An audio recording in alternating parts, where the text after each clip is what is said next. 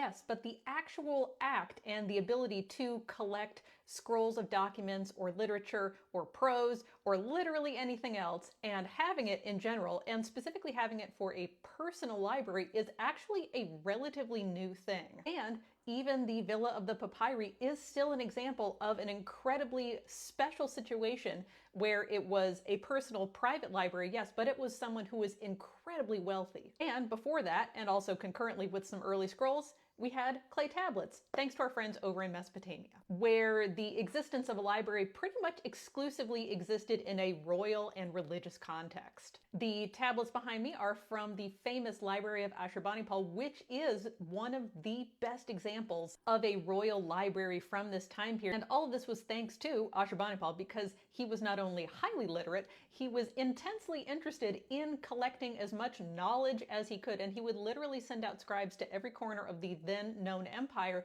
to gather texts. He also had an entire staff of scribes to make copies of things, and he himself could write in Akkadian and Sumerian. His royal library consisted of about 30,000 tablets, and it consisted of everything from foreign and diplomatic correspondences to literature to divination texts to medicine, astronomical texts, more financial receipts, and a couple select works that were epic poems and myths too.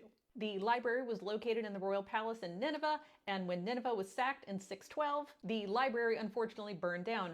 But because everything was written on clay, everything was essentially double fired, so it's even more durable. So when the British started excavating in Nineveh in the 1840s, they found a whole library filled with clay tablets. And that's why there's a whole wall of them at the British Museum, so you can go see them there. And there's actually been one other library that's been instrumental in helping Assyriologists read in the Akkadian language and learn more about life and business matters in the city of Ur, and that's thanks to our boy Ea-Nasir. Because his personal collection of tablets, including a whole bunch of complaint tablets, make up the majority of writing that was found at Ur during the British excavations there as well.